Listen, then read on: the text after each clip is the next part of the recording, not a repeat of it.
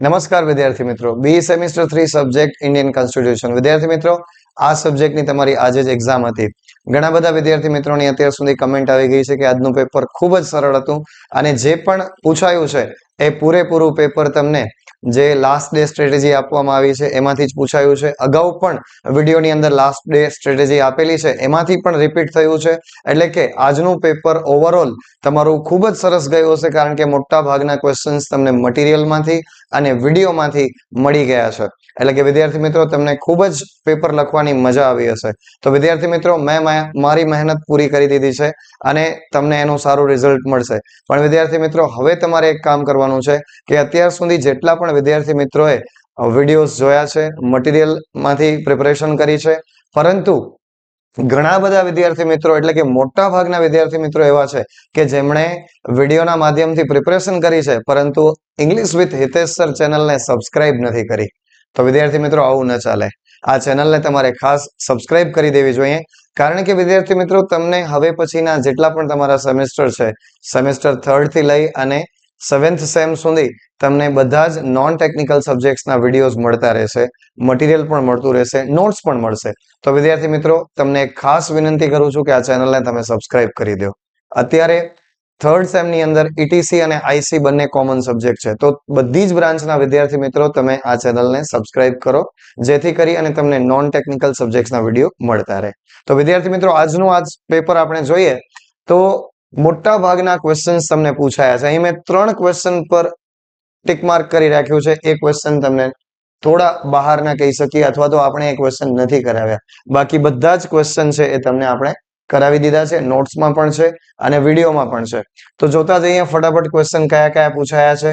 Important features of constitution પૂછાયેલો question છે. Second question નથી પૂછાયો કે હિસ્ટ્રી ઓફ ઇન્ડિયન કોન્સ્ટિટ્યુશન, એટલે કે આપણે એ ક્વેશ્ચન રહી ગયો છે સમયના અભાવે. ત્યાર પછી રાઇટ ટુ ફ્રીડમ પૂછાયું છે.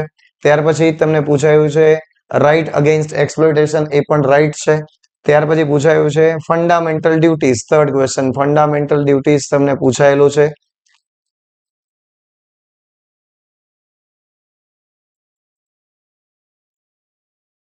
ત્યારબાદ તમને પૂછાયો છે directive principles of state policy, DPSP, એ પૂછાઈ ગયું છે. ત્યાર પછી એક ક્વેશ્ચન 3 બી નથી પૂછાયો, જે આપણે નથી કરાવ્યો. ત્યાર પછી ક્વેશ્ચન 3 માં Gandhian principles among directive principles, એ પણ કરાવી દીધો છે. પછી ડિફરન્સ પૂછાયો છે તમને, difference between fundamental rights and directive principles. ત્યાર પછી provisions, emergency provisions provided in the Indian constitution, આ ક્વેશ્ચન પણ કરેલો છે. ક્વેશ્ચન બી જે 4 નો છે એ પણ કર્યો છે આપણે, એ પણ parliamentary and presidential form of government, એના વચ્ચેનો ડિસ્ટિંગ્વિશ નો મતલબ પણ અહીંયા ડિફરન્સ જ થાય. તમારે એ જ લખવાનું હોય. ક્વેશ્ચન ટ્વિસ્ટ કરીને પૂછે તો પણ આપણે જવાબ તો એ જ લખવાનો હોય છે. પછી તમને પૂછાયો છે effects of finance emergency if proclaimed by the president, president દ્વારા જ્યારે કોઈ ઇમરજન્સી દાખલ કરવામાં આવે તો એ ક્વેશ્ચન પણ આપણે એક્સપ્લેન કરેલો છે અને નોટ્સમાં પણ છે. ત્યાર પછી તમને પૂછાયું છે fundamental rights in national emergency, ઇમરજન્સીના ટાઈપ્સ છે એમાંથી નેશનલ ઇમરજન્સી તમને પૂછ્યું છે. ત્યાર પછી write note on Rajya Sabha and Lok Sabha, આ ક્વેશ્ચન પણ આપણે કરેલો છે. પછી differentiate between municipalities and municipal corporation, આ પણ કરેલો છે.